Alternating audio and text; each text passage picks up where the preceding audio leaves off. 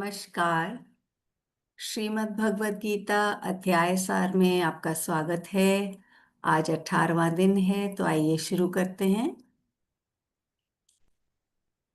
गुरुरेव गति गुरुमेव भजे गुरुणैव सहास्मि नमो गुरवे न गुरो परमं शिशुरस्मि गुरो मतिरस्ति गुरौ मम पाहि गुरो।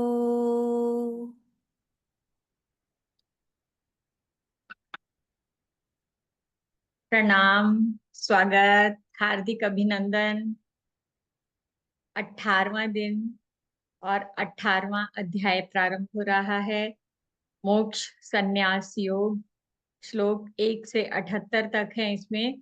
तो आधा अध्याय आज होगा, आधा अध्याय कल होगा। तो बहुत बहुत स्वागत। आइए ध्यान मंत्र बोलते हैं मिलके। ओम सच्चिदानंद रूपाय विश्वोत्पत्त्यादि हेतवे तापत्रय विनाशाय श्रीकृष्णाय वयं नमः। नमस्ते कमलनाभाय नमस्ते जलशायिने नमस्ते केशवानंद वासुदेव नमोस्तुते। वसुदेव सुतं देवं कंसचाणूरमर्दनं देवकी परमानन्दं कृष्णं वन्दे जगद्गुरुम्। ॐ अनन्ताय नमः अच्युताय नमः गोविन्दाय नमः। ओम शांति शांति शांति। हाँ जी। ओम श्री परमात्मने नमः। अध्याय 18 मोक्ष संन्यास योग। इस अध्याय में वेदों का संपूर्ण तात्पर्य है, पूरी गीता का सार है और भगवान कृष्ण द्वारा अर्जुन के प्रति पूर्व वर्णित सारे उपदेशों का उपसंहार है। इसलिए गीता के 18वें अध्याय को एक अध्यायी गीता भी बोलते हैं। गीता का दूसरा अध्याय हमने देखा कि वो भी सार स्वरूप था। उसको महाभारत श्रीमद् भगवद गीता की नींव कहते हैं ना। तो 18वें अध्याय को उसका कलश कहते हैं। तो इसलिए इसको कलश अध्याय भी कहा जाता है। और त्याग का अर्थ है दृश्य जगत की भावना का परित्याग करना और सर्व संग का परित्याग करना। और मोक्ष का अर्थ है बंध से छुटकारा या मुक्ति। तो सांसारिक सुख दुखों और जन्म मृत्यु के बंधन से मुक्ति।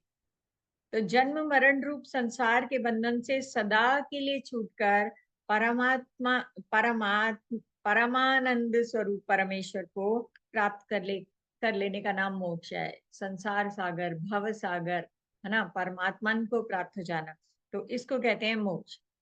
तो ऐसा बंध मुक्ति से प्राप्त होने वाला मोक्ष त्याग के बिना नहीं मिल सकता। तो त्याग किस चीज का किया जाए, भगवान शुरू से ही इसके बारे में बात करते आ रहे हैं। तो ऐसा जो है मोक्ष त्याग और सन्यास से ही मिल सकता है। तो त्याग और सन्यास किससे धारण करना है, तो ये इस अध्याय में बिल्कुल अलग अलग करके समझाया गया है, क्योंकि अर्जुन ने प्रश्न किया था। तो इस अध्याय का नाम मोक्ष संन्यास योग है। सारे कर्मों के प्रति निरभिमानी निरासक्त रहते हुए अपने सारे प्रयासों और कर्म फलों, सारी आकांक्षाओं, सारी कामनाओं को ईश्वर को समर्पित करना ही मोक्ष संन्यास कहा जा सकता है।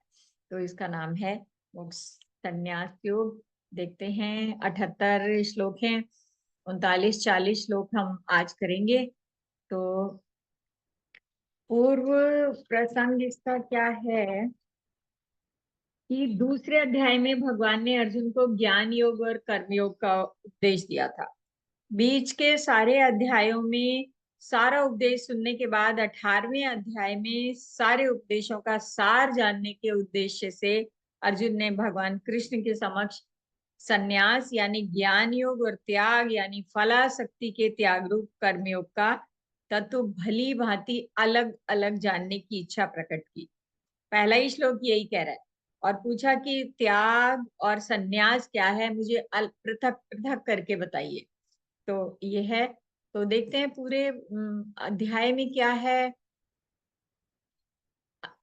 18वें अध्याय में 1 से 12 तक के जो श्लोक हैं वो संन्यास और त्याग को ही वर्णन कर रहे हैं कि संन्यास क्या है, त्याग क्या है, अर्जुन ने प्रश्न किया है। और 2 से 12 तक जो है भगवान संन्यास और त्याग के बारे में अर्जुन को उत्तर देते हैं और फिर बताते हैं कि 13 से 18 तक कर्म संपादन में सांख्य के अनुसार 5 हेतु होते हैं, 5 कारण होते हैं जो कि कॉन्सेप्ट टू एक्चुअलाइजेशन, जो कहते हैं कि जो कर्म संपादित होता है उसके 5 कारण बनते हैं। तो वो जब अलग अलग अलग जान जाएंगे तो कॉन्सेप्ट मेरे ख्याल बहुत अच्छे से स्पष्ट हो जाएगा। तो उसके बाद है 19 से 40 तक के जो श्लोक हैं त्रिगुणात्मक सृष्टि का ही वर्णन किया गया है। सात्विक, राजसी और तामसी गुणत्रय विभाग योग में हमने सात्विक, राजसी, तामसी तीनों गुणों की कई चीजें समझी। तो अब क्या क्या भगवान क्या क्या इसी को कंटिन्यू करते हुए क्या क्या बता रहे हैं कि 3 तरह का ज्ञान है, 3 तरह के कर्म हैं, 3 तरह के कर्ता हैं, 3 तरह की बुद्धि है जिनसे निश्चय करके कर्म किया जाता है, 3 प्रकार का धैर्य है, 3 तरह का सुख मिलता है और ये सारी सृष्टि जो है त्रिगुणात्मक है, बिल्कुल व्याख्या करके बता देते हैं। तो यहाँ तक हमारा आज होगा। तो सुनैना जी, हम लोग जो वाचन करेंगे ना, तो 40 तक के श्लोकों का वाचन कर लेते हैं, उसके बाद फिर अलग अलग अर्थ, सरल अर्थ पे जाएंगे। तो हमने सारी रिकॉर्डिंग एक साथ कर रखी है लेकिन 40 के आसपास जाके रुक जाएंगे। ठीक है, तो बजाती हूँ हाँ, मैं। हाँ जी। अध्याय 18 मोक्ष संन्यास योग। अर्जुन उवाच संन्यासस्य महाबाहो तत्त्वमिच्छामि वेदितुम् त्यागस्य च ऋषिकेश पृथक् केशिनिषूदन। श्रीभगवानुवाच यज्ञदानतपः कर्म न त्याज्यं कार्यमेव तत् यज्ञोदानं तपश्चैव पावनानि मनीषिणाम् एतान्यपि तु कर्माणि संगं त्यक्त्वा फलानि च कर्तव्यानीति मे पार्थ निश्चितं मतमुत्तमम्।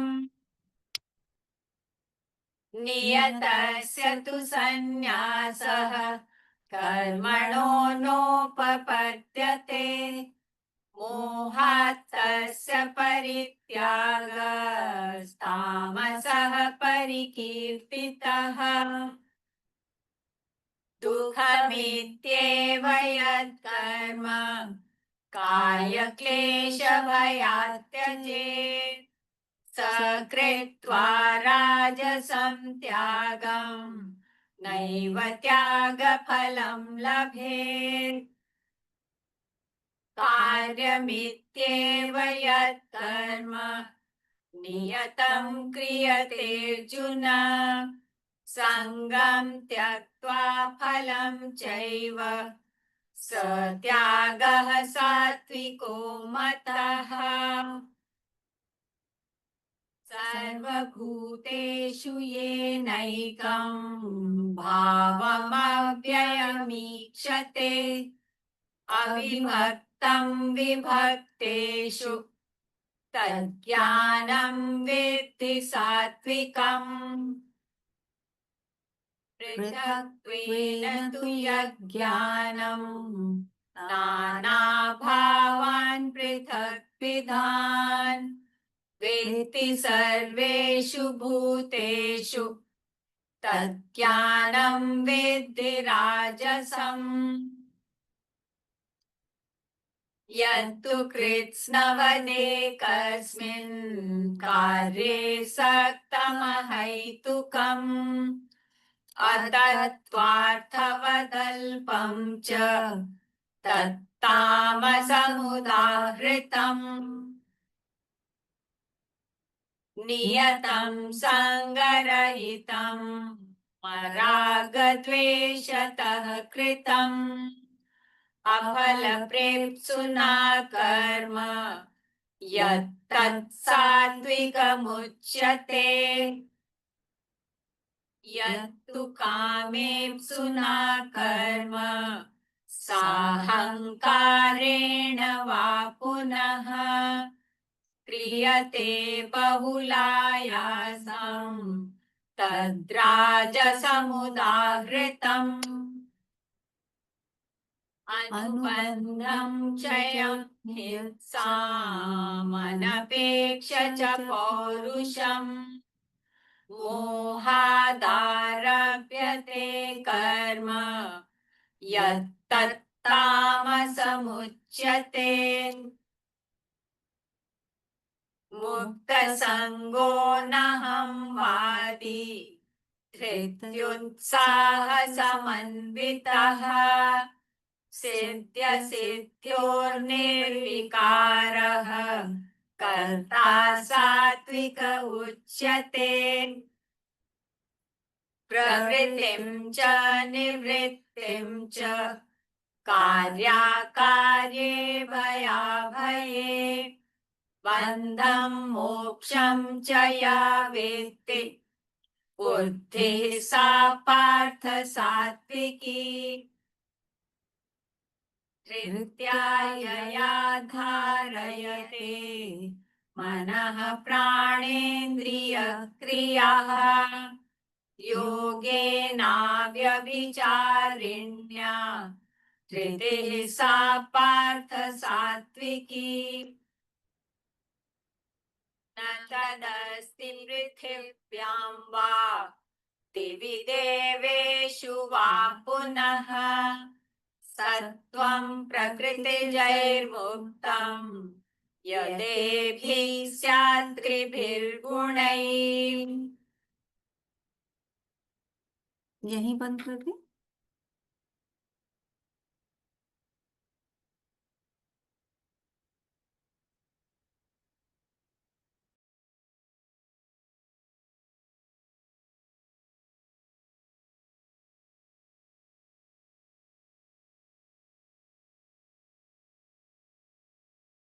म्यूट पे है मैम, म्यूट पे है।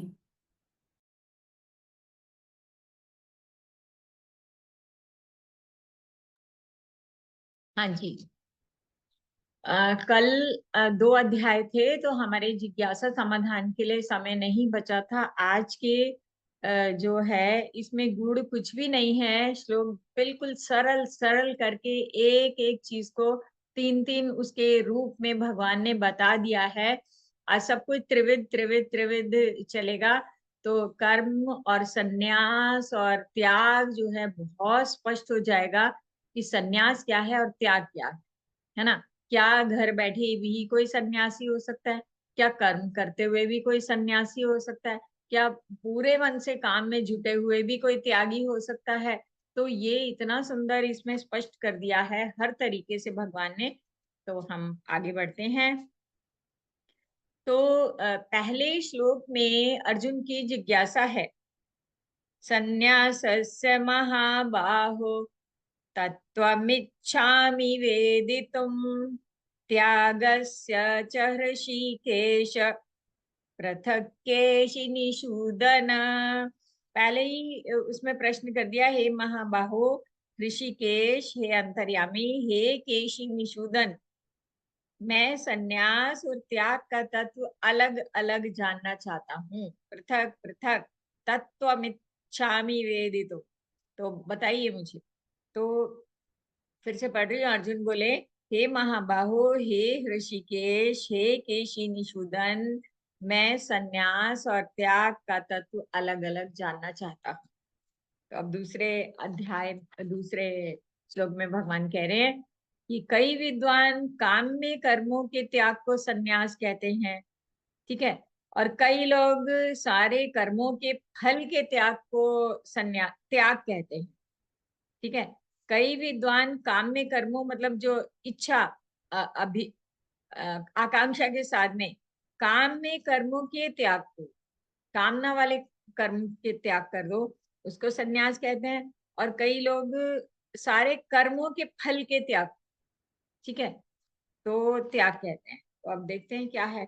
कुछ मनीषी जन कहते हैं कि समस्त कर्म दोष युक्त होने के कारण त्याज्य है, संसार दुखम, संसार को ही त्याग दो, है ना।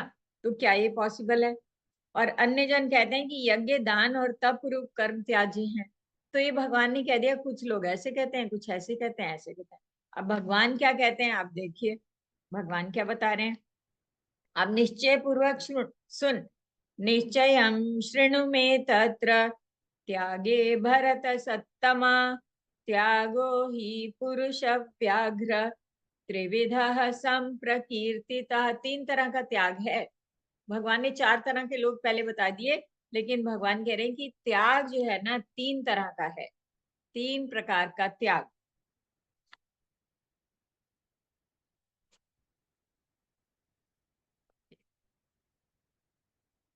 नहीं हो ही जाएगा, ओके। तो कह रहे, हे भरत सत्तम, तू सन्यास और त्याग इन दोनों से में से पहले त्याग के विषय में मेरा निश्चय सुन, क्योंकि हे पुरुष श्रेष्ठ 3 प्रकार का त्याग कहा गया है।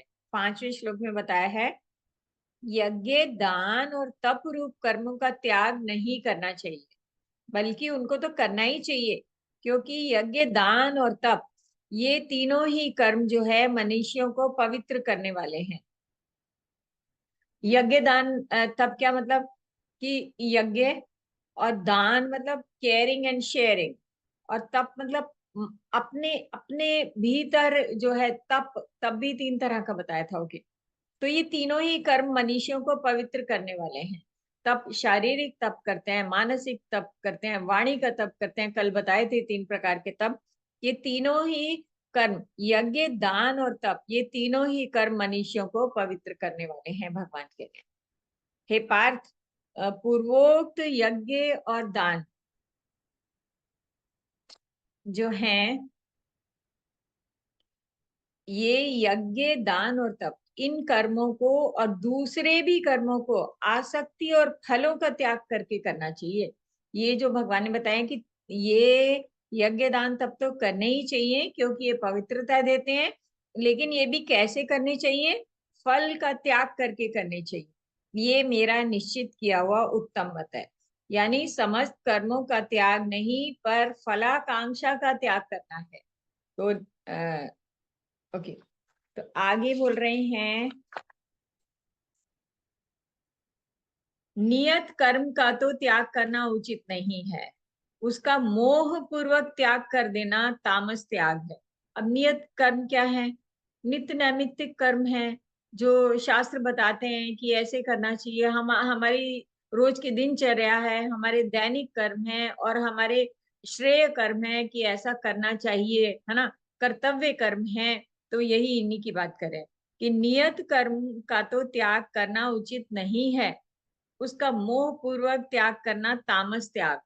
जैसे कोई लोग कहे कि अरे अब ये करना पड़ेगा, मतलब अपने पर्सनल कामों के लिए भी अगर हम आलस से करें, या श्रेय जो दैनिक दिनचर्या के काम हैं उसमें अगर हम उसका मोह पूर्वक त्याग करें, कि मोह क्या है? निद्रा तंद्रा भय, है ना, इस तरह की जो भावनाएं आती हैं, तामसी प्रवृत्तियां जो है, दीर्घ सूत्रता ऐसी जो है, तो ये अगर इनको त्याग करते हैं मोह पूर्वक तो तामस त्याग है। फिर से भगवान कह रहे हैं, नियत कर्म का तो त्याग करना उचित नहीं है, उसका मोह पूर्वक त्याग करना तामस त्याग कहा गया है।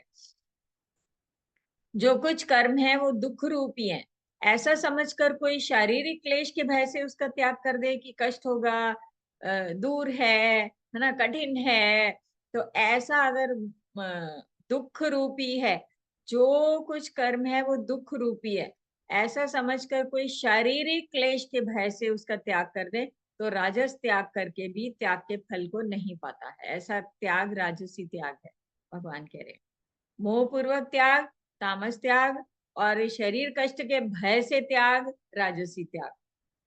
हे अर्जुन, कर्तव्य कर्म करना कर्तव्य है, ऐसा समझकर जो नियत कर्म आसक्ति और फल को त्याग के किया जाता है, कर्म तो हो रहा है लेकिन फल में आसक्ति नहीं है, वो सात्विक त्याग।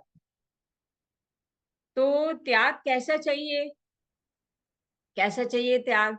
क्या हमको तामसी त्याग त्याग तो चाहिए, कैसा चाहिए? तामसी नहीं चाहिए, राजसी नहीं चाहिए, सात्विक त्याग चाहिए। त्याग का मतलब कर्म करना ही पड़ेगा, लेकिन उसमें कामना आसक्ति ना करते हुए कर्म करना है, यही सच्चा त्याग है।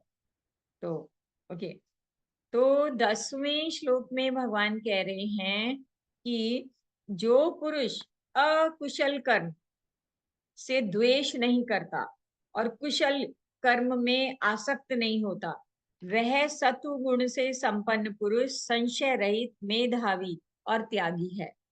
अब ये टर्म है कि कुशल कर्म क्या होते हैं और अकुशल कर्म क्या होते हैं। बुद्धिज्म में भी इसको बहुत सुंदर तरीके से बताया गया है। तो कुशल कर्म और अकुशल कर्म क्या है, इसका आप सर्च करिएगा बाद में। तो जो है, देखिए, शास्त्र विहित नित नैमित्तिक यज्ञ दान तब जो ऊपर बताए हैं, ये सारे कुशल कर्म है ना। कर्तव्य कर्म, जितने सारे कर्तव्य बुद्धि से किए जाने वाले कार्य, कर्म तो करना ही पड़ेगा। भगवान जो मन से त्याग भावना से किए गए कर्म जो है ना, वो कुशल कर्म। ठीक है, हम जो भी, बहुत बार हमारे साथ ऐसा होता है, हमें पता है कि ठीक कर रहे हैं, किसी ने बताया, बड़ों से पूछा, हम वैसे करो, तो फिर भी लगता है कि कोई गलती ना हो जाए हमसे, है ना। तो ये जो भय है ना मन में कि हमसे कोई गलती ना हो जाए, हमें अच्छे से करना है, मन से करना है, और सबको, किसी को कष्ट ना देते हुए आनंद के लिए करना है, सुखदायी कर्म करना है ना। तो इस तरह के जो है इस भावना से किए जाने वाले, और अपने किसी भी लाभ, फल, कामना, आसक्ति, इन सब को छोड़ के जो काम किए जाएंगे ना, तो वो कुशल कर्म है। अकुशल कर्म है निषिद्ध कर्म, काम्य कर्म, कामना से किया गया, अकुशल हो गया, कुशलता गई। देखिए, भगवान ने कहा था योगः कर्मसु कौशलम, कर्मों में कुशलता ही योग है। तो ये कुशल अकुशल पे हमने चिंतन करके आना है खूब सारा।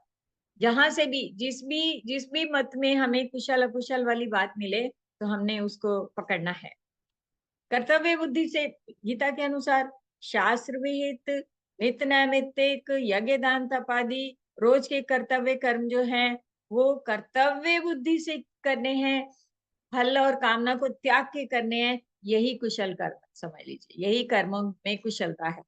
और अच्छे से करने हैं, मन से करने हैं, पूरी निष्ठा, पूरे मतलब हमने अपने कर्म संपादन में कोई कंजूसी नहीं करनी, ना तो श्रम की, ना तो मन की, ना तो भावना की, कैसी भी।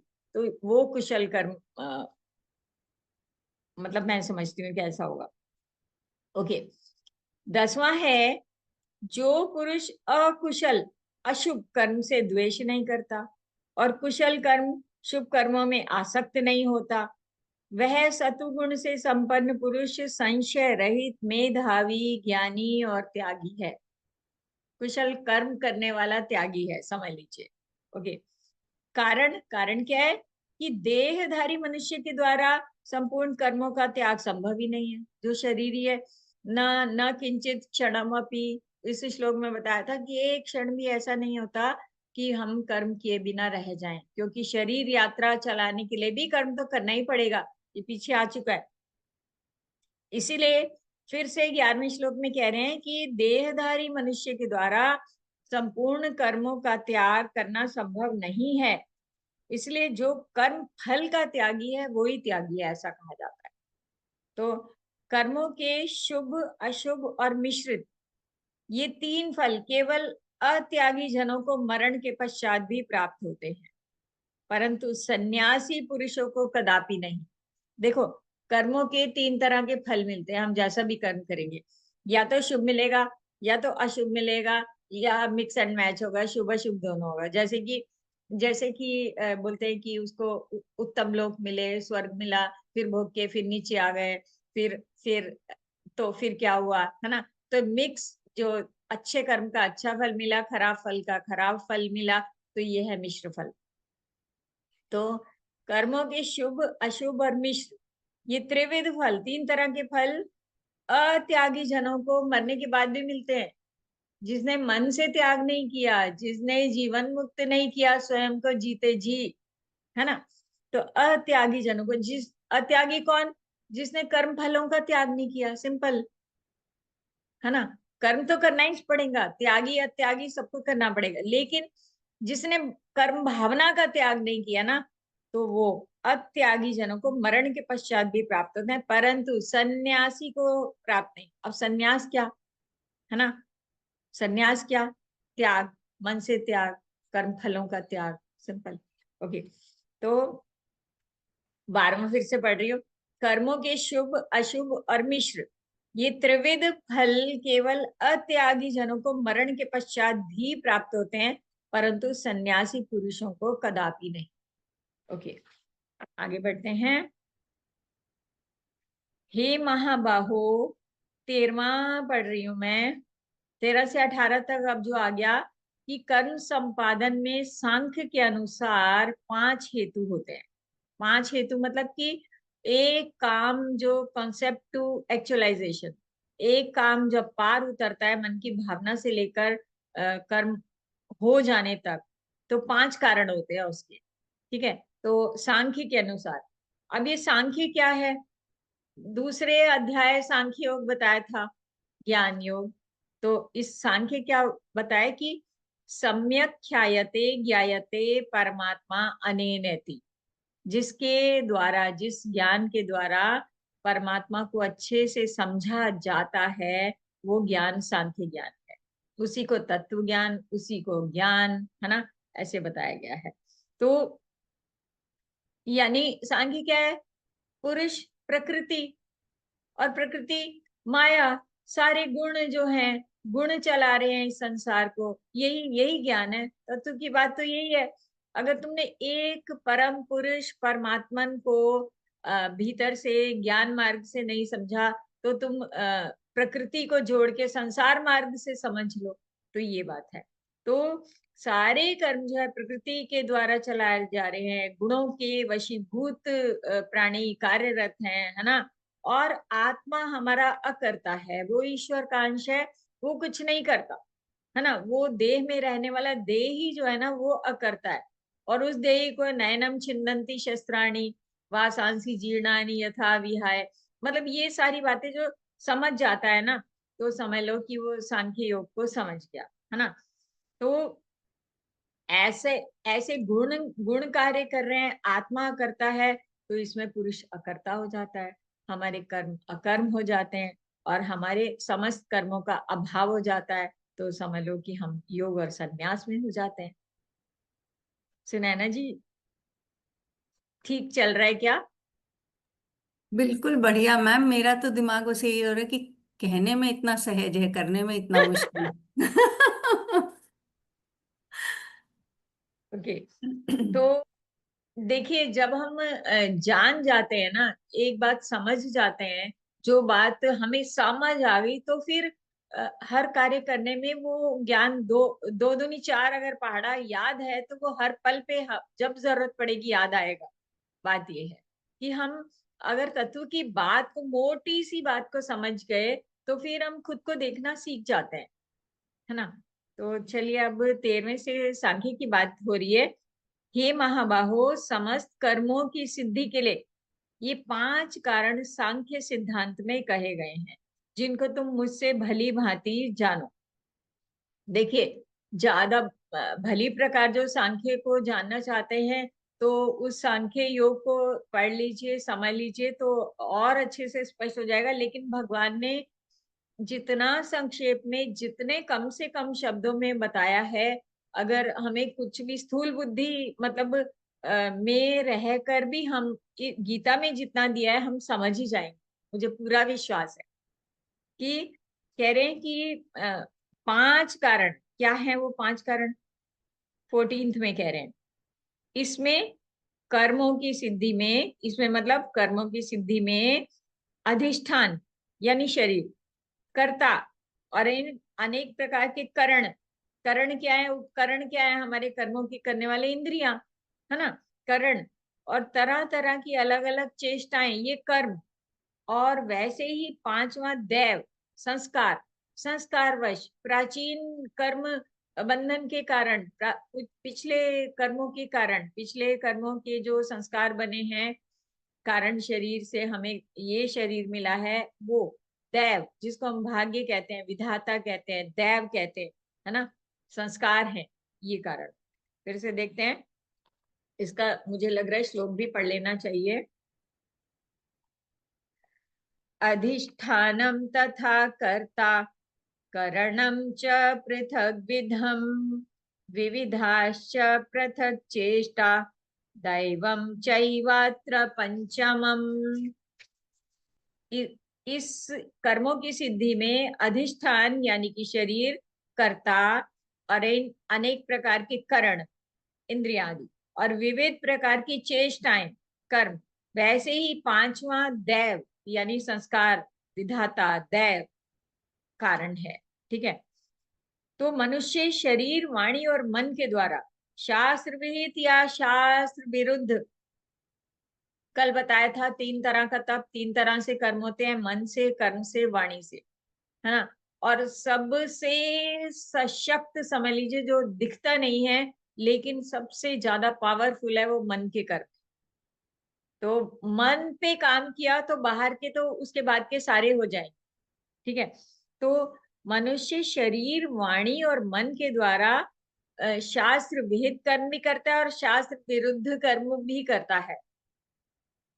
कई बार ऐसे होता है कि हम बाहर, बाह्य शरीर से तो शास्त्र विहित कर रहे होते हैं, जैसे बड़ों ने बताया वैसे कर रहे हैं, लेकिन मन में पता नहीं क्या चल रहा है, कितना विस्फोट चल रहा है, कितना विध्वंस चल रहा है।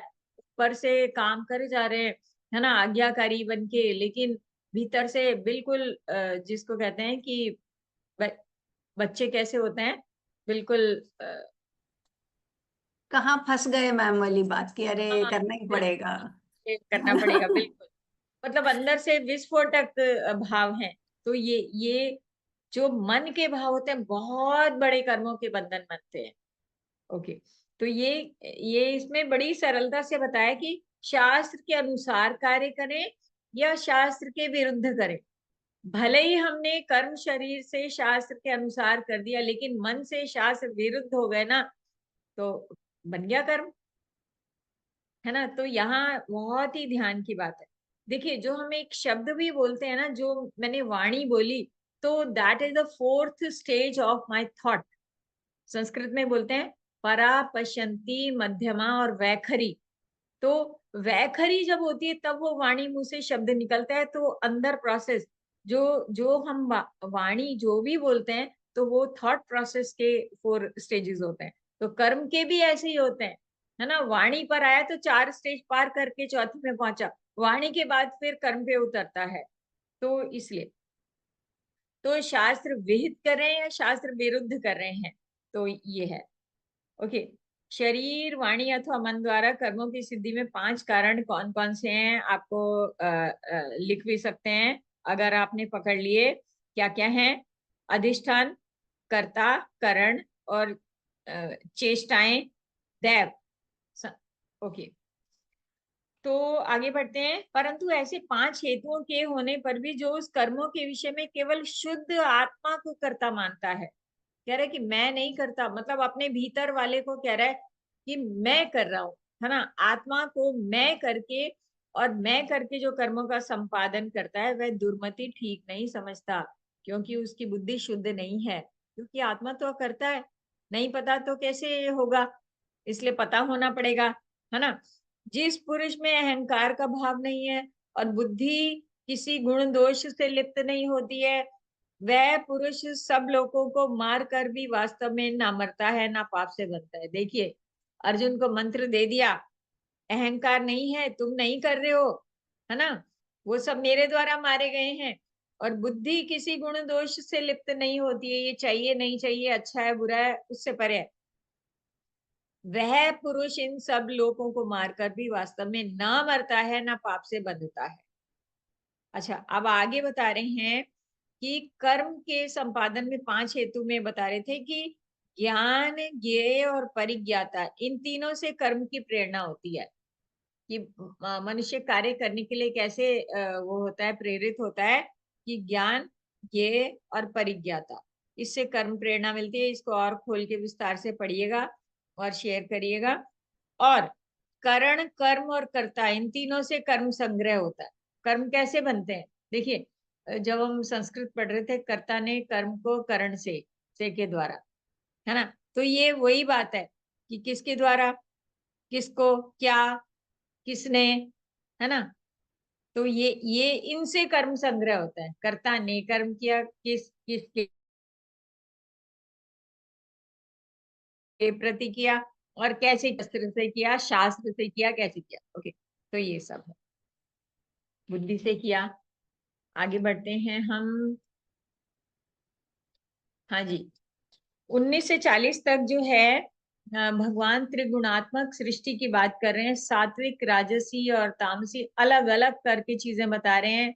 ज्ञान क्या है, कर्म क्या है, कर्ता क्या है, 3 तरह की बुद्धि कैसी है, धृति धैर्य कैसा है, 3 तरह का कर्मों के बाद सुख कैसा है, और ये त्रिगुणात्मक सृष्टि है।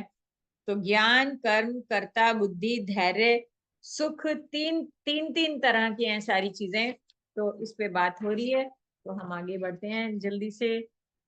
समय क्या है, ओके, समय है, ओके।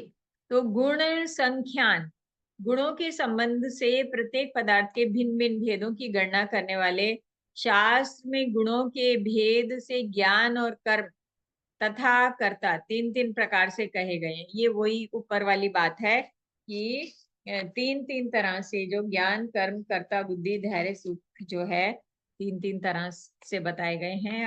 आगे बता रहे हैं 20वां, 3 प्रकार का ज्ञान बता रहे हैं भगवान 20 से लेकर 22 तक, 20, 21, 22 में, कि 3 तरह का ज्ञान है। कैसा है, जिस ज्ञान के द्वारा साधक संपूर्ण विभक्त प्राणियों में विभाग रहित एक अविनाशी भाव, सत्ता, ईश्वरीय सत्ता को देखता है, उस ज्ञान को तुम सात्विक समझो।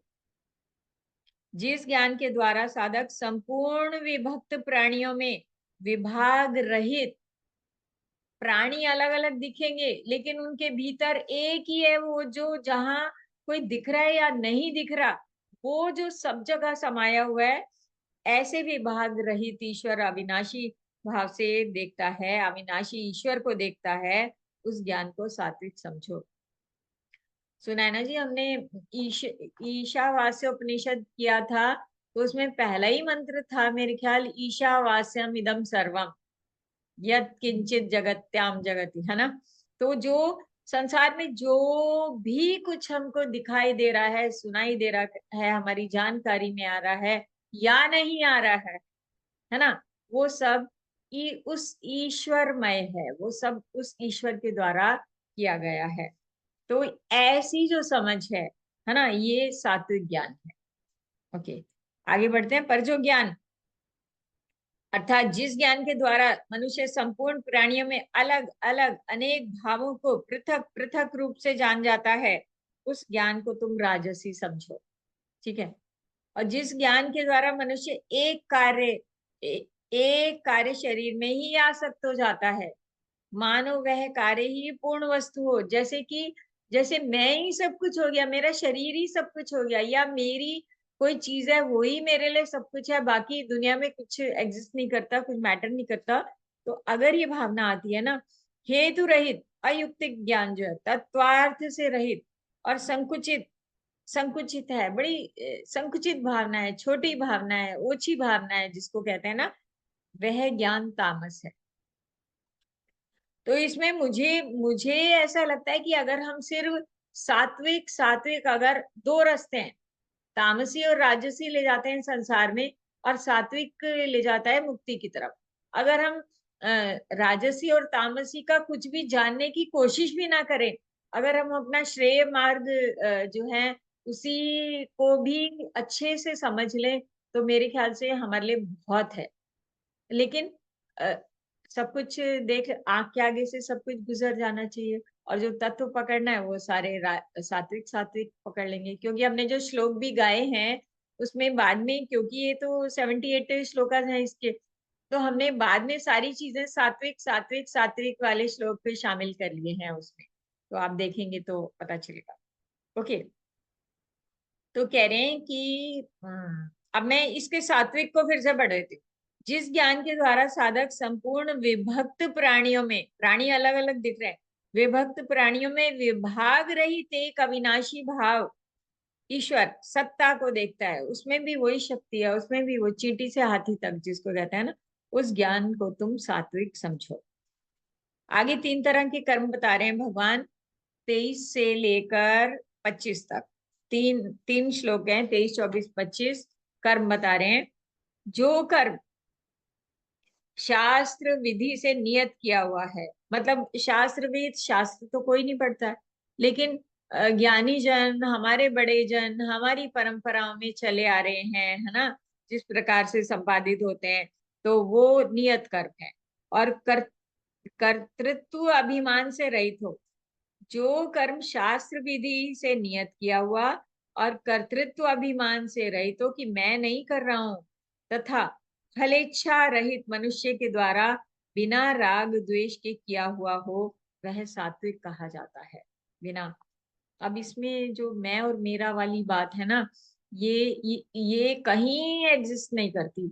और हमारी परंपरा में इतनी सुंदर बात है कि अगर हरियाणा में जैसे हम रहते हैं, तो यहाँ अगर किसी को पूछो ना, अच्छा ये आपका घर है, तो क्या, हमारा किया जी, थारा ही है, कि मेरा नहीं है, आप ही का है ना। तो कितनी सुंदर भावना है कि मैं, मेरा बच्चा, मेरा घर, अपना। एक बात भी कोई मुंह से नहीं बोलना चाहता है कि ये मेरा है ना। मैम, ईश्वर, ये चीज सारी दुनिया में है, हमारे यहाँ ही नहीं है, यहाँ का हमें पता होता है। पर मैंने ये भी सुना था, जैसे बाहर कोई कहता है ना, स्पेनिश लोग, हम्म, रिसेंटली मैंने सुना था, वो कहते हैं कि मी कासा सू कासा, मतलब मेरा घर आपका घर है। वाह, हाँ, नाइस। तो यही सार्वभौमिकता है इस ज्ञान की ना। तो वैल्यूज जो हैं वो यूनिवर्सल हैं। ज्ञान जो है, गीता का ज्ञान तो बिल्कुल ही समय काल स्थान सबकी सीमाओं से परे है।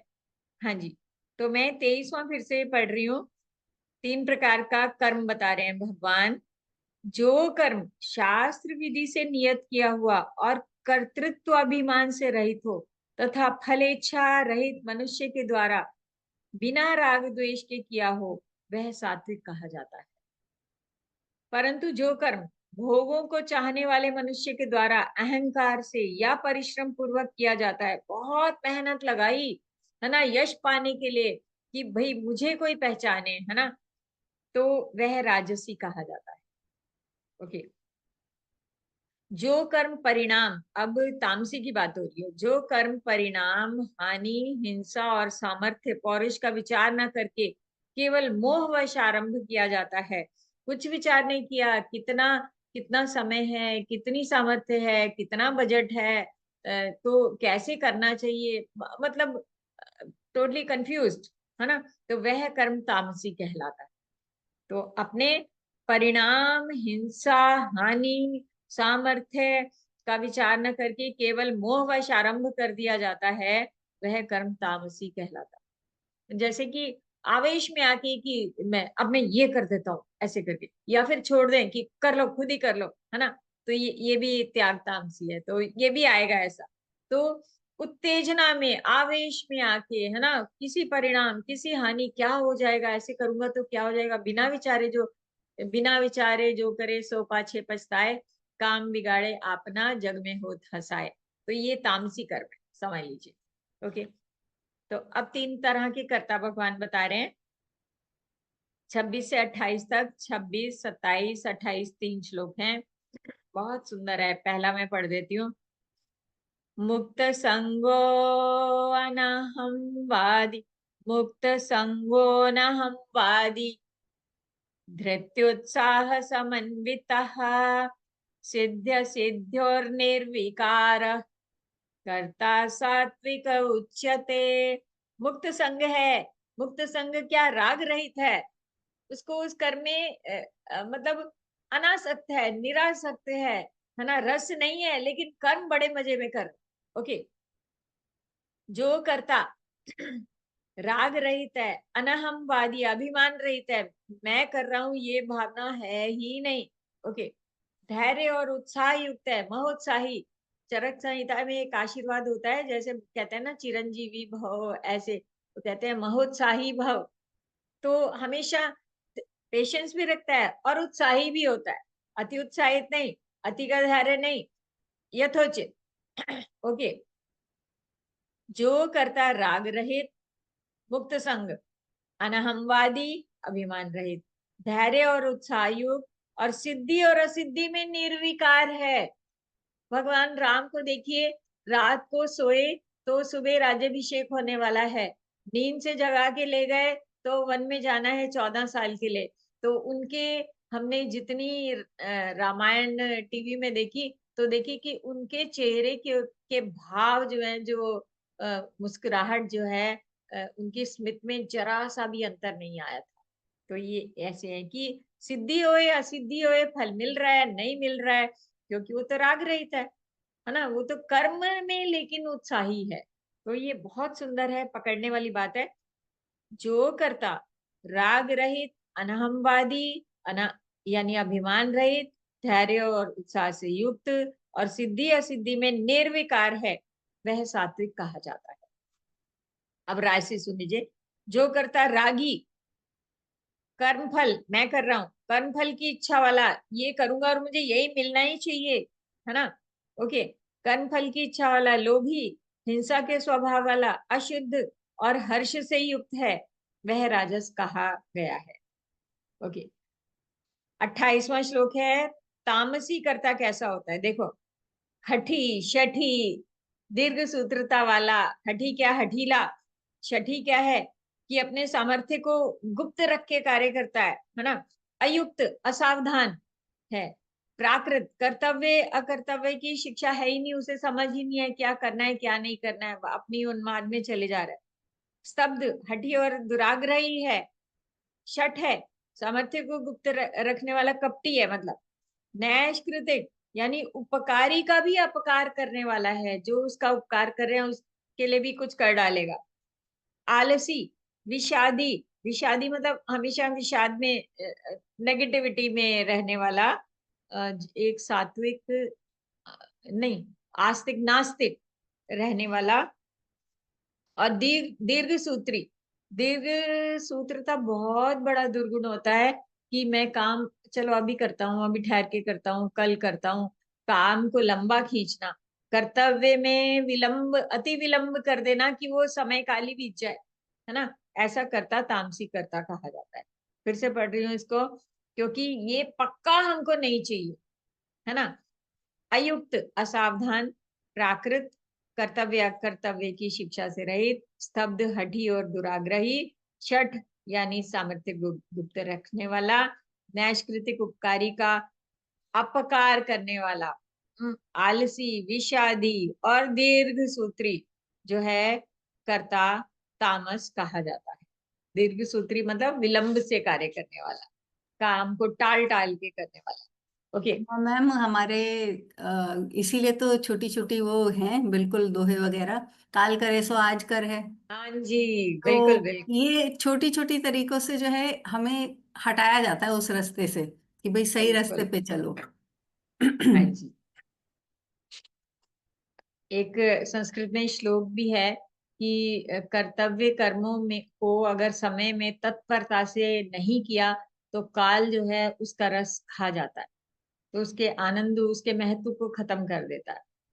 जो जो जिस समय मैं हमेशा इससे जानती हूँ कि जैसे कोई शादी हो रही है ना, तुम एक किसी की बेटी की शादी है, तो तुम उस कन्यादान में शामिल होना चाहते हो, तो अगर तुम उस समय नहीं गए, उस पल पे उस कन्यादान की सभा में नहीं बैठे, तो क्या फल मिलेगा तुमको? साक्षी का भी फल नहीं मिलेगा ना। तो यह कर्तव्य कर्म को तो तुम टाल ही नहीं सकते हो, है ना। तो वो तुरंत ही करना पड़ता है। तो ओके, तो अब जो 29 से 32 तक 3 तरह की बुद्धि बता रहे हैं भगवान की। बुद्धि बुद्धि होती है निश्चयात्मिका। तो निश्चय क्या करना है? अब देखिए क्या कहते हैं, बुद्धि और धैर्य बता रहे हैं, हे धनंजय, मेरे द्वारा पूर्ण रूप से और अलग अलग करके कहे जाने वाले गुणों के कारण उत्पन्न हुए बुद्धि और धृति के त्रिविध भेद को सुनो। अब बुद्धि के भेद बता रहे हैं 30 से 32 तक। हे पार्थ, प्रवृत्तिम च निवृत्तिम च कार्याकार्ये भयाभये बंधम मोक्षम च या वेत्ति बुद्धि सा पार्थ सात्विकी। हे पार्थ, जो बुद्धि प्रवृत्ति और निवृत्ति को, कर्तव्य अकर्तव्य को, भय और अभय को, बंधन और मोक्ष को तत्वतः जानती है, वो बुद्धि सात्विकी है। जिस बुद्धि के द्वारा मनुष्य अगला धर्म और अधर्म को, कर्तव्य अकर्तव्य को ठीक ठीक से नहीं जानता, वो बुद्धि राजसी है। अगला, हे पार्थ, तमस यानी अंधकार, अज्ञान से आवृत जो बुद्धि अधर्म को ही धर्म समझ लेती है और सभी पदार्थों को विपरीत उल्टा ही जानते हैं, है ना, वह बुद्धि तामसी है। अपनी अपनी इंटरप्रिटेशन करके और कर्म में प्रवृत्त हो जाते हैं कि कुछ भी हो मुझे तो यही करना है ना। तो ये ऐसी तामसी है। ये बहुत सुंदर है, फिर से पढ़ रही हूँ तीनों श्लोक। हे पार्थ, जो बुद्धि प्रवृत्ति और निवृत्ति को, कर्तव्य अकर्तव्य को, भय और अभय को, बंधन और मोक्ष को तत्वतः जानती है, वो बुद्धि सात्विकी है। जिस बुद्धि के द्वारा धर्म अधर्म को, कर्तव्य या कर्तव्य को ठीक से नहीं जाना जाता, वो बुद्धि राजसी है। राजसी बुद्धि वाले भी ठीक से काम कर लेते हैं बहुत अच्छा, क्योंकि वो उस तरफ, दोनों तरफ मुड़ सकते हैं। अगर वो किसी से पूछ लेंगे क्या कैसे करूं, फिर अच्छे तरीके से काम कर लेंगे तो सात्विक हो जाता है। अगर नहीं, वहां निर्णय के समय पे आके कहते नहीं कुछ भी हो मुझे तो यही करना है ना, तो वो तामसी हो जाती है। तो राजसी तो बिल्कुल एक उस पे बैठा है, ब्रिज पर है, कहीं भी किसी तरफ भी जा सकता है। ओके, तो 3 तरह का धैर्य बता रहे हैं भगवान। हे पार्थ, समता से युक्त जिस अव्यभिचारिणी धृति, अव्यभिचारिणी मतलब निश्चय पूर्वक एक, है ना, एक धारणा शक्ति के द्वारा मनुष्य, मतलब कोई कंफ्यूजन नहीं है बिल्कुल, ऐसा ऐसी धारणा जो करता है, तो मनुष्य मन प्राण और इंद्रियों की क्रियाओं को धारण करता है, वो धृति सात्विकी है। धृति क्या होता है? धारणा शक्ति, धैर्य। जिस एक निश्चय पे पहुंच के बस उस पेशेंस को धारण करते हैं, उसको बनाए, उस समता को बनाए रखते हैं, वही धृति है। ठीक है, तो हे पार्थ, समता से युक्त जिस अव्यभिचारिणी धृति, जो डगमगाने वाली नहीं है हमारी धारणा शक्ति के द्वारा मनुष्य मन प्राण और इंद्रियों की क्रिया, मनसा वाचा कर्मणा, जब हम एक हो जाते हैं तो वो सात्विकी है। तो जो काम, इसीलिए कहते हैं मन से पढ़ो, मन से करो, है ना। इसीलिए, अरे मेरा मन नहीं लग रहा, लेकिन मन तो नहीं लग रहा, लेकिन किसी और काम में लगाए, नो, है ना, तो वही कर्म बन जाते हैं। तो दत्त चित्त, माइंडफुलनेस जिसको बोलते हैं ना, Archana ma'am, sorry Sunaina ma'am. Okay, तो हे पार्थ, समता से युक्त जिस अव्यभिचारिणी धृति के द्वारा मनुष्य मन प्राण और इंद्रियों की क्रियाओं को धारण करता है, वह धृति सात्विकी है। हे प्रथानंदन अर्जुन, फल की इच्छा वाला मनुष्य जिस धृति के द्वारा धर्म काम भोग और अर्थ को अत्यंत आसक्ति पूर्वक धारण करता है, वह धृति राजसी है। लगा रहता है बहुत, लेकिन अ, फल फल के दिशा में ईश्वर को नहीं मानता है कि भाई जो मुझे मिलेगा वो उसका कुछ कारण और भी हो सकता है ना। जब वो नहीं होता है, राजसी होती है, तो फिर निराशा भी होती है। यही है, पापम चरति पूरुषा, जानते हुए भी। तो राजसी भाव वो आसक्ति और भोग की तरफ ले जाते हैं। तो कह रहे हैं कि फल की इच्छा वाला मनुष्य जिस धृति के द्वारा धर्म, काम और अर्थ को अत्यंत आसक्ति पूर्वक धारण करता है, वह धृति राजसी है। और दुष्ट बुद्धि वाला, तामसी क्या कह रहे हैं, दुष्ट बुद्धि वाला मनुष्य जिस धृति के द्वारा, पहले ही बता दिया कि उसकी बुद्धि दुष्ट है ना, वो दुराचार में प्रवृत्त होगा, कैसे भी हो, कोई कुछ भी करे, लेकिन उसने अपना रास्ता अपनी तरफ बनाना है। तो ये कह रहे हैं ऐसी बुद्धि, दुष्ट बुद्धि वाला मनुष्य जिस धृति के द्वारा निद्रा, भय, चिंता, दुख और घमंड को भी नहीं छोड़ता, वह धृति तामसी है। ठीक है, अब 3 प्रकार के सुख बताए हैं, इसी पे हम लोग फिर रुकेंगे, विराम देंगे। 36 से 39 तक सुखों की बात कह रहे हैं। हे भरत श्रेष्ठ, अब तुम 3 तरह के सुख मुझसे सुनो, जिसमें साधक अभ्यास से रमता है और दुखों के अंत को प्राप्त होता है। तो इस सुख में, सुख पाना चाहें या न पाना चाहें, ये हमारे हाथ में है। ठीक है, दुखों का अंत करना चाहें या चलिए 37वां श्लोक कह रहे हैं सात्विक सुख कैसा होता है। जो सुख प्रारंभ में विष के समान भासता है, मुश्किल लगता है, कष्टदायी होता है, परंतु परिणाम में अमृत के समान है, वह आत्मबुद्धि के प्रसाद से उत्पन्न सुख सात्विक कहा गया है। आत्मबुद्धि मतलब कि अपने स्वतः प्रेरणा से जो है ना, स्वतः प्रेरणा से कठिनता को भी प्राप्त होके, कष्ट को भी सह के, किसी उत्तम ध्येय के लिए जो है ना, जो है, जो सुख प्रारंभ में विष के समान भासता है, मुश्किल लगता है, पर परिणाम में अमृत के समान है, वह आत्मबुद्धि के प्रसाद से उत्पन्न सुख सात्विक कहा गया है। तो इसमें सात्विक सुख में आप बता सकते हैं कि क्या क्या भगवान ने जितना भी निष्काम कर्म, जितना भी योग, जितनी भी भक्ति, जो भी बताया है कि मत भक्ता, मत चित्ता, मत मैयासक्त बना, है ना, तो मुझी में नियोजित कर, तो ये जितना भी, ये सब जहां जहां भी बताए हैं, बड़े सुंदर शब्द हैं। भक्त के गुण में, स्थित धी के गुण में, है ना, तो योगी के गुण में, तस्माद योगी भवार्जुना, जो भगवान ने जो जो कहा है, आप गीता में से इकट्ठा कर लीजिएगा, वो सब सात्विक सुख देने वाला है, विश्वास कीजिए। ओके, फिर से पढ़ रही हूँ। जो सुख पहले ही विष के समान भासता है, परंतु परिणाम में अमृत के समान है, वह आत्मबुद्धि के प्रसाद से उत्पन्न सुख सात्विक कहा गया है।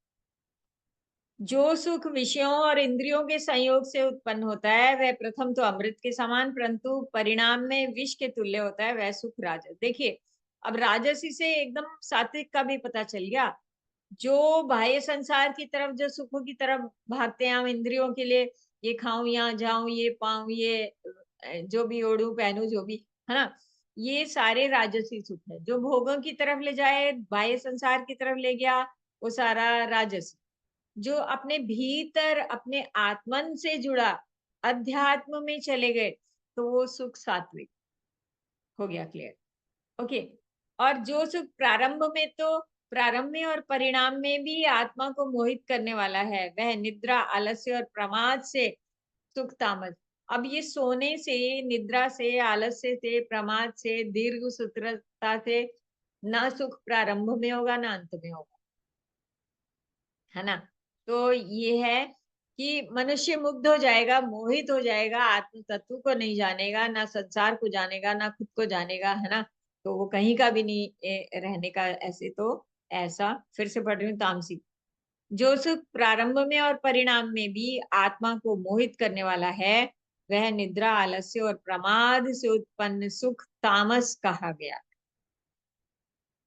आगे 40वें अध्याय से भगवान त्रिगुणात्मक सृष्टि की बात करेंगे, तो वो हम कल करेंगे। तो 1 मिनट में जल्दी से प्रश्न। ओके, तो आप आपने ये 3 तरह की जो बातें कही है ना, इनके बारे में 1-2 शब्द छापिए, इतने मैं पहुंचती हूँ आगे।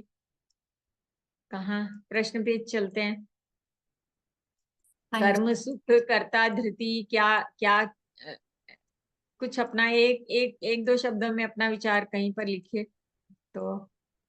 अनिल अग्रवाल जी पूछ रहे हैं कि what exactly is being referred to shastra in these verses, is it religious scriptures और social norms of the time? जो शास्त्र विहित जो है ना, हमारे शास्त्र तो बहुत बाद में लिखे गए। हमारा जो है ना ऋषि परंपरा का देश है। हमारे ज्ञान में जो है, हमारे जो देश में जो है ज्ञान मौखिक परंपरा से, ऋषि परंपरा से, गुरु परंपरा से ज्ञान परंपरा जो है मौखिक रही है। तो जो सोशल नॉर्म्स है, जो जैसे हमारे बड़े लोग करते आए हैं, बड़े बूढ़े ज्ञानी गुरु, जो जिनको आप समझते हैं, जो वास्तव में पाखंडी ढोंगी नहीं, जो वास्तव में जिन्होंने शास्त्रों का अध्ययन किया और उनको जिया है ना। तो वो जो है, या हमारे पूर्वज जो बिल्कुल पढ़े नहीं है, लेकिन वो बड़ी आस्था निष्ठा से जो जो अच्छा या बुरा तो हमको देख के ही पता चल जाता है ना, सही गलत तो, है ना। तो जो हमारी ज्ञान परंपराएं हैं, मौखिक है भले ही, तो वो हमारे शास्त्र विहित ही होगा।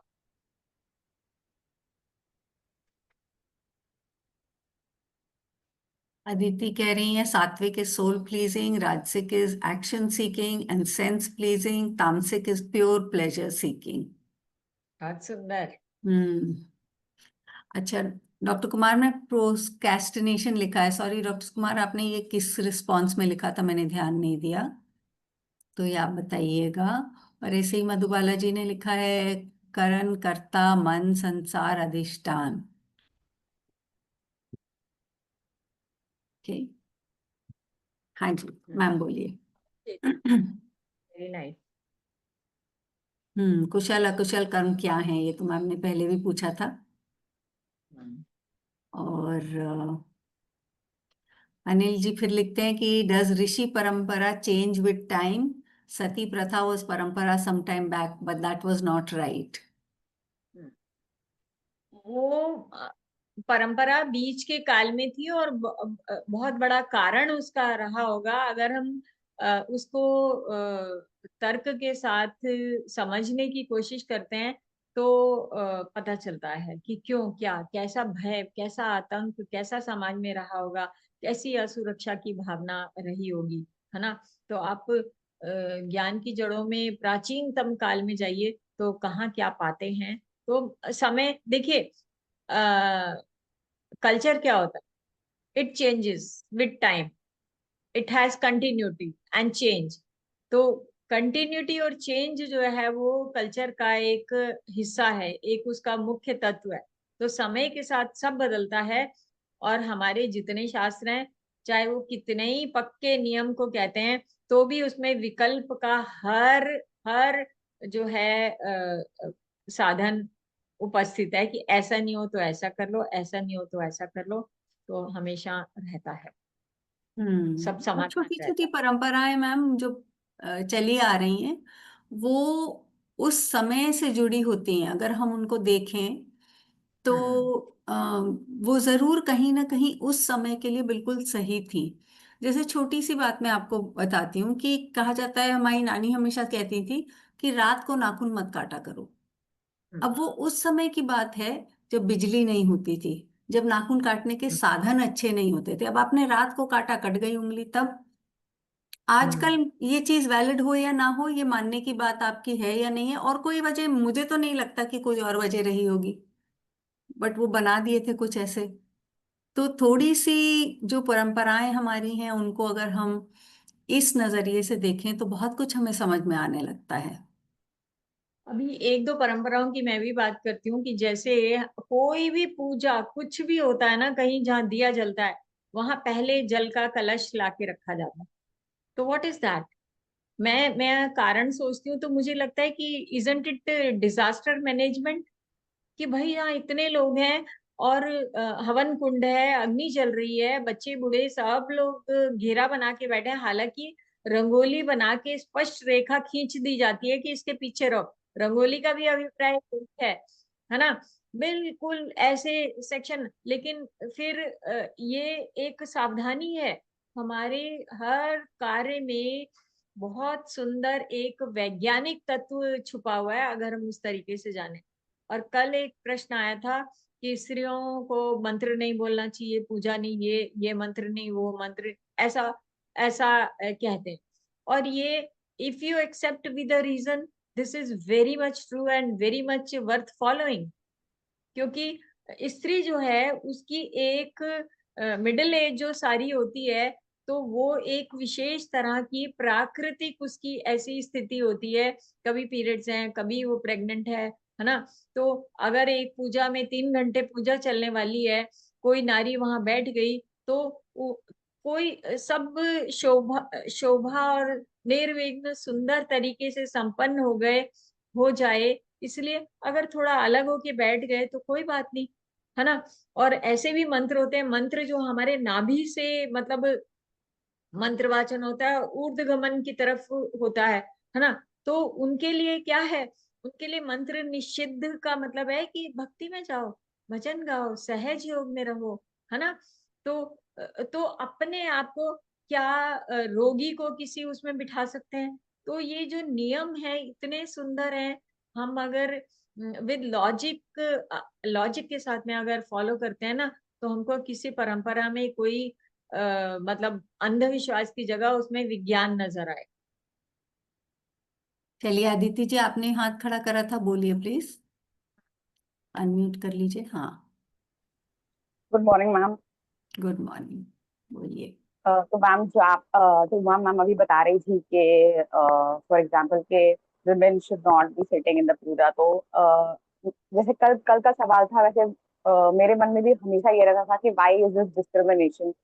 तो मैंने so I wanted to find out कि ऐसा क्यों है। तो मैंने जो थोड़ा पढ़ा था, तो उसमें आयुर्वेद ये बताते हैं कि 5 तरह के वायु होते हैं, और उसमें एक प्राण वायु होता है और एक अपान वायु होता है। So whenever we are menstruating, तो we need the help of apan vayu to push down things. तो जब आप मंदिर में जाते हो या जब आप कहीं भी फॉर एग्जाम्पल यज्ञ में बैठते हो, तो इट इज अ ऊर्ध्वगामी energy, your prana is flowing up, it is flowing through your sahasrara or your आज्ञा चक्रा। So I feel so मैंने जितना वहां से पढ़ा था, तो मुझे and I found it satisfactory कि that is the reason why menstruating women should not be going to temples or should not be sitting in pujas। बहुत सुंदर, वेरी थैंक यू। नाइस। और ऐसे ही लॉजिक के साथ ही हर उसमें हम ढूंढे कि क्यों ऐसा, ऐसा क्यों। ये मत सोचे कि हमारे ऊपर बड़ा अत्याचार किया जा रहा है, भाई हमें अलग थलग नहीं रखा जा रहा, बहुत थॉटफुल है। जो भी परंपराएं हैं सुंदर हैं, और समय स्थिति हर एक के लिए मतलब विशेष नियम है।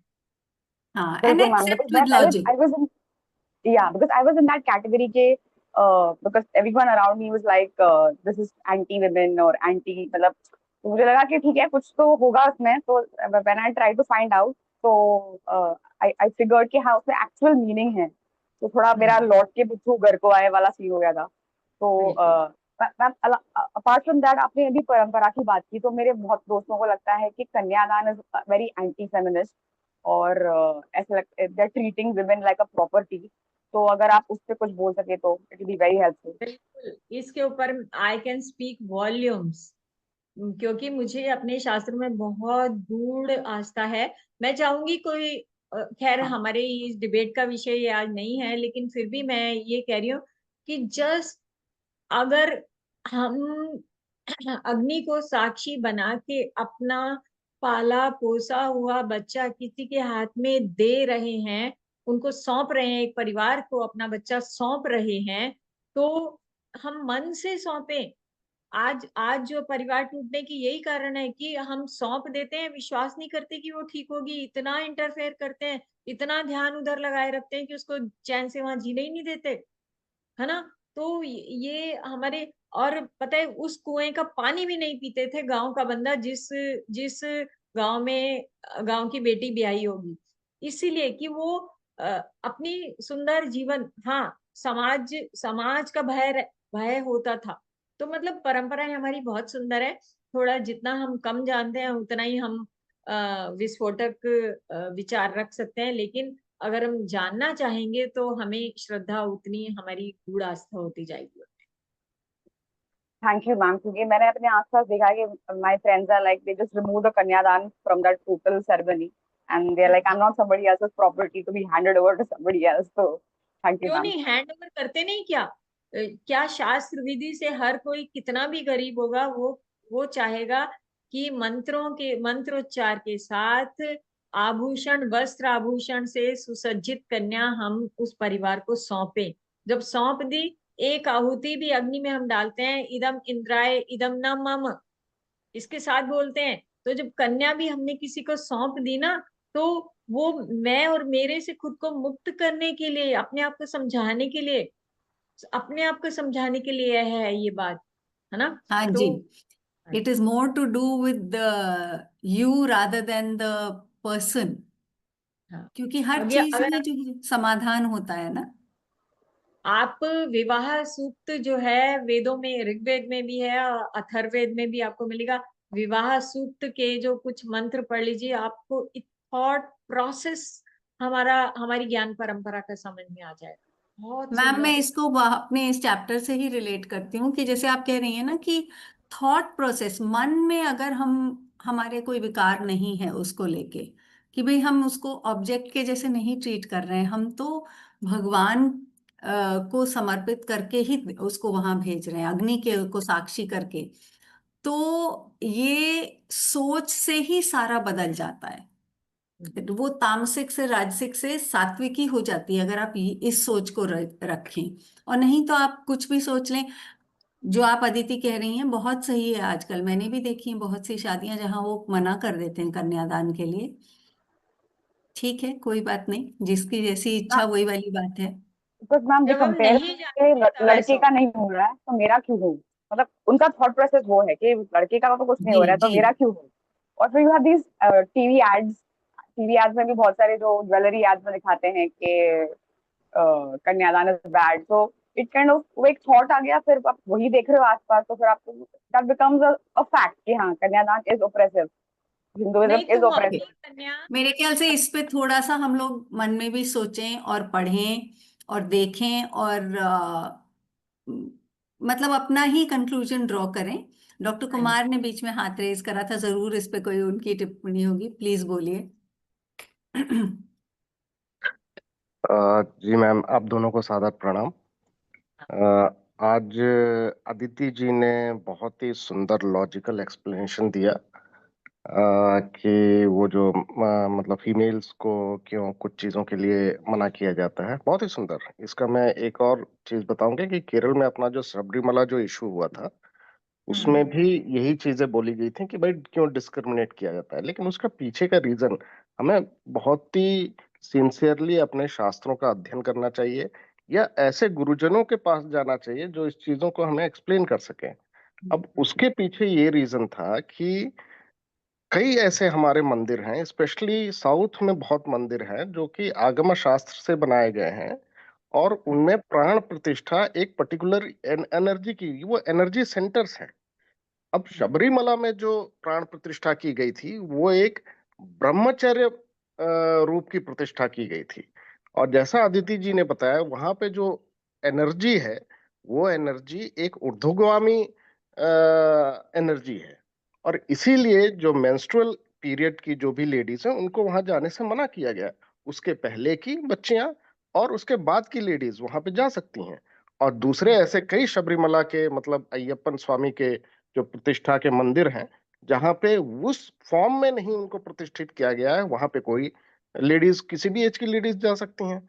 तो मेरा कहना ये है, जैसे पहले इसके पहले एक क्वेश्चन आया था सती का, सती वाला भी जो हम, खैर ये हमारा टॉपिक नहीं है और इसमें काफी टाइम लगेगा इसलिए मैं इसके डिटेल्स में नहीं जाऊंगा, लेकिन आप अगर उसको सिंसियरली स्टडी करेंगे तो ये एक प्रोपेगेंडा था।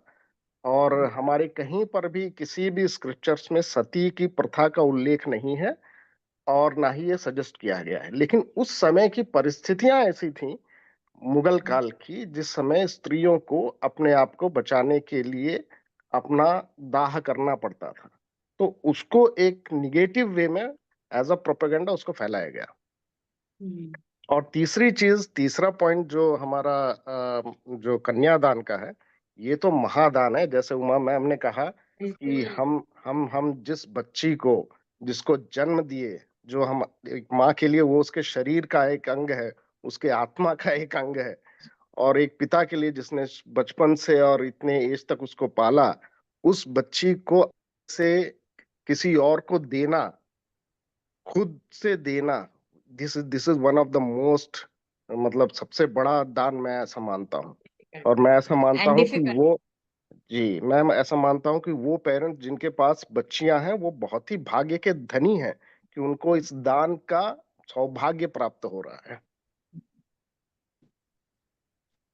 बहुत सुंदर, thank you. Thank you ma'am.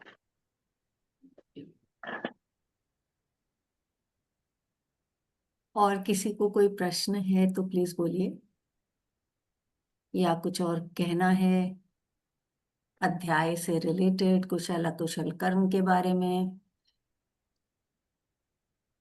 तो बताइए।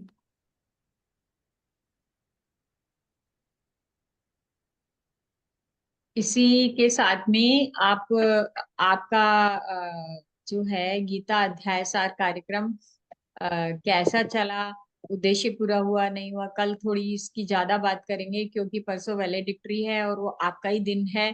तो इस पर सोचिए और हर लोग फीडबैक दीजिए, क्योंकि व्योमा के सारे जितने भी प्रोग्राम हैं एक से अगला उसके ऊपर बिल्ड करता है।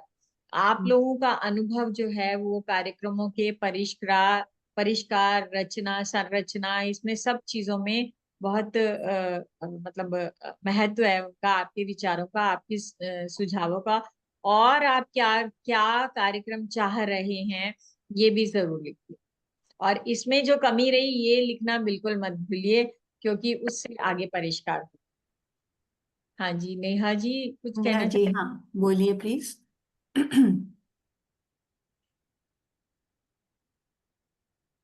हाँ नमस्कार मैम। एक्चुअली हाँ मुझे कुछ क्वेश्चन नहीं, सिर्फ एक बताना था। कल किसी ने पूछा था ना कि भगवत गीता चैंटिंग का भी कुछ कोर्स है, तो हैं? उसके बारे में एक अपने ह्यूमा लैब के इसमें हम लोग सर्च करेंगे चैंटिंग भगवत गीता। हम्म। तो 2-3 साल पहले कुछ कोर्स हुआ है, उसकी फुल रिकॉर्डिंग है और बहुत अच्छी तरह से, मतलब मैं हाँ, उसका वृंदा चालू जी किया का। मैंने। वृंदा जी की, हाँ हाँ हाँ हाँ, करेक्ट करेक्ट मैम। तो वो जी। बहुत अच्छी तरह से वो भी सब जन यूज कर सकते हैं।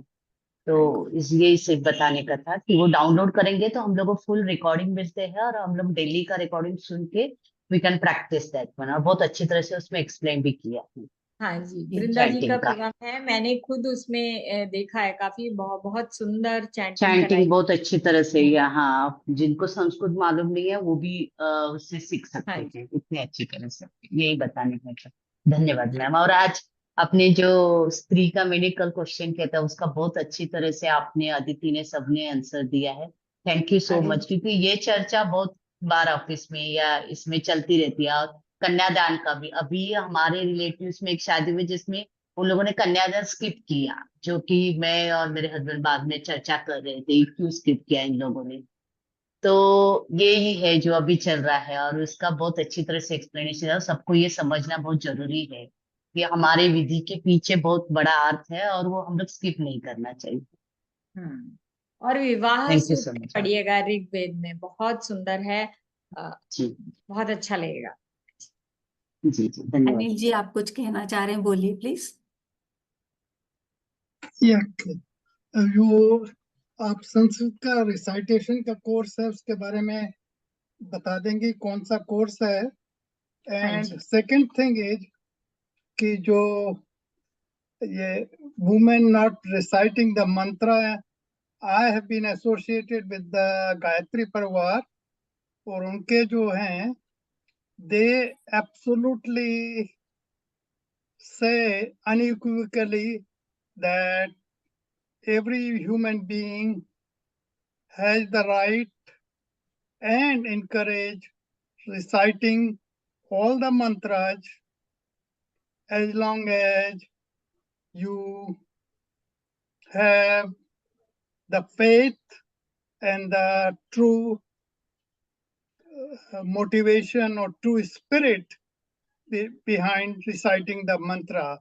So there should not be any discrimination between man and woman. And Gayatri Parivar, basically, if you read any of the scriptures from them, they explicitly state that. Because earlier, it was also mentioned that many of the people basically prohibited reciting Gayatri Mantra by the female also, which was absolutely not correct according to them and the Shastra. Over. Anil ji, what I would like to say, Gayatri Parivar is correct.